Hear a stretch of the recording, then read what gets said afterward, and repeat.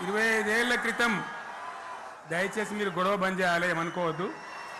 సభలో చాలా మంది ఉన్నారు, లక్షల మంది ఉన్నారు. మీరు ఆపాలి ప్లీజ్. ఒకటే మాట బంద్ చేయాలి, గొడవ బంద్ చేయాలి. Please stop. సో ఆ విధంగా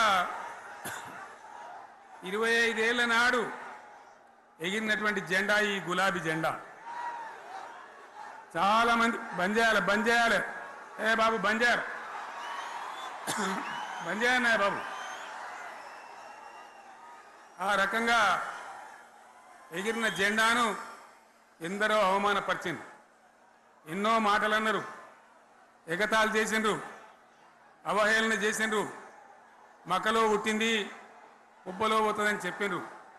కానీ ఈ జెండా మీ అందరి సహకారంతో, అనేక మంది త్యాగాలతోని, వందలాది మంది ప్రాణ బలిదానాలు కూడా చేయడంతో, అనేక ఉద్యమాలతోని యావత్తు తెలంగాణనే ఒక అద్భుతమైనటువంటి ఉద్యమమై ఎగిసిపడి ఒక సమయం ఎట్లా వచ్చింది, ఒక సమయంలో అంటే తెలంగాణ యావత్తు ఒక పక్కన నిల్చొని బరి గీసి బిడ్డ నా తెలంగాణ అక్కడ పెట్టు అని చెప్పి నిలబడ్డటువంటి సందర్భం మనందరం కూడా సృష్టించినాం.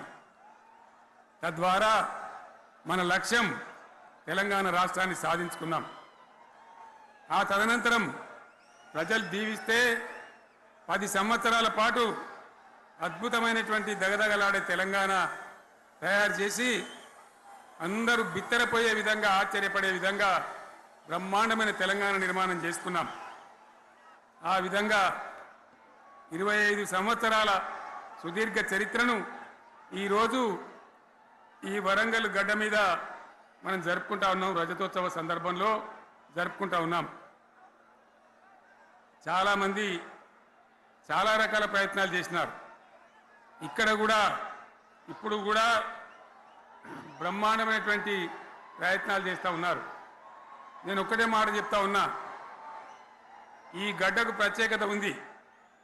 ఇది రాణి రుద్రమ్మ ఏలిన వీరగడ్డ, సమ్మక్క సారక్కల పోరుగడ్డ, బమ్మెర పోతన కవితా మాధుర్యం పండించినటువంటి జీవగడ్డ. ఈ వరంగల్ నేలకు నేను వందనం చేస్తూ ఉన్నాను. మన అమరవీరులకు శిరస్సు వంచి నివాళులు అర్పిస్తూ ఉన్నాను. 1969లో మూగబోయిన తెలంగాణ నినాదానికి తిరిగి జీవం పోసింది ఈ గులాబీ జెండా అని మీ అందరికీ నేను మనవి చేస్తూ ఉన్నాను. ప్రజలు పరిపాలన అప్పగిస్తే విధ్వంసమైన తెలంగాణను వికాసమ పథంలో నడిపించింది ఈ తెలంగాణ. దానికి కూడా ఈనాటి కరెక్ట్గా 25 ఏళ్ళు నిండుతూ ఉన్నాయి. ఆనాడు కొండా లక్ష్మణ్ బాపూజీ గారు ఆశ్రయం ఇస్తే ఏప్రిల్ 27, 2001 జలదృశ్యంలో టీఆర్ఎస్ ఆవిర్భావం తెలంగాణ చరిత్రనే మలుపు తిప్పిన ఒక మహోజ్వల ఘట్టం. పదవుల కోసమో, కులం కోసమో, మతం కోసమో, వ్యక్తుల కోసమో పుట్టలేదు ఈ గులాబీ జెండా. ఇది తెలంగాణ రాష్ట్ర సాధన కోసం పుట్టింది. పదవీ త్యాగాలతోనే మన తెలంగాణ ప్రస్థానం ప్రారంభమయ్యింది. అది ఫలించి మన స్వంత రాష్ట్ర కళ కూడా నెరవేరిందని నేను మనవి చేస్తూ ఉన్నా. ఆనాటికి అలుముకున్నటువంటి చీకట్లను పారదోలడానికి, ప్రజల్లో విశ్వాసం కల్పించడానికి, ఆత్మవిశ్వాసాన్ని పెంపొందించడానికి నేను ఒక మాట చెప్పిన ఆ రోజు మీ అందరికీ కూడా గుర్తుండాలి. ఉద్యమం నుంచి వెనక్కి మరలితే, ఉద్యమ జెండాను దించితే నన్ను రాళ్లతో కొట్టి చంపండి అని చెప్పి నేను ఉద్యమాన్ని ప్రారంభించిన విషయం మీ అందరికీ కూడా తెలుసు. ఆ తదనంతరం జరిగినటువంటి స్థానిక పంచాయతీ ఎన్నికల్లో, ఆ తదనంతరం జరిగినటువంటి సిద్దిపేట ఉప ఎన్నికలో ప్రజలు బ్రహ్మాండంగా ప్రాణం పోసి ఊపిరిలిదితే అద్భుతంగా ఉద్యమం ముందుకు పురోగమించిన విషయం మనకు తెలుసు. 60 ఏళ్ల సమైక్య పాలనలో తెలంగాణది ఎంత గోస, ఎంత దుఃఖం, ఎంత వేదన, ఎంత హింస, ఎంత అణిచివేత చూసినామో మనందరికీ కూడా బాగా తెలుసు. గోదావరి కృష్ణనీళ్ళు దక్కకుండా తరలిపోతే తల్లి సనుబాలకు నోచని పిల్లల్లాగా తెలంగాణ బిడ్డలు రోధించారు. కరువుల కాటకాలకు గురయ్యారు. అర్ధరాత్రి కరెంట్లు పెట్టబోయి పాములు గుట్టి, తేలు గుట్టి చాలా భయంకరంగా అనాథల్లాగా చనిపోయినారు. ఆ రకంగా జరుగుతూ ఉంటే ఇక్కడ ఉన్నటువంటి ఆనాడు కాంగ్రెస్లో, టీడీపీలో ఉన్నటువంటి నాయకులు పదవుల కోసం పెదవులు మూసిండ్రు తప్ప ఏనాడు నోరు తీసి కొట్టాడలేదు. గులాబీ జెండా ఎగిరేదాకా కనీసం తెలంగాణ సోయిని కూడా ప్రదర్శించలేకపోయినారు. మీ అందరికీ తెలుసు, తెలంగాణ కోసం అవసరమైన ప్రతి సందర్భంలో పదవులు త్యాగం చేసిన వాళ్ళు బీఆర్ఎస్ బిడ్డలు అని చెప్పి నేను గర్వంగా మనవి చేస్తా ఉన్నా. కానీ పదవుల కోసం తెలంగాణను ఆగం చేసిన వాళ్ళు ఆనాడు ఉన్నటువంటి కాంగ్రెస్ నాయకులు అని చెప్పి కూడా నేను మనవి చేస్తా ఉన్నా.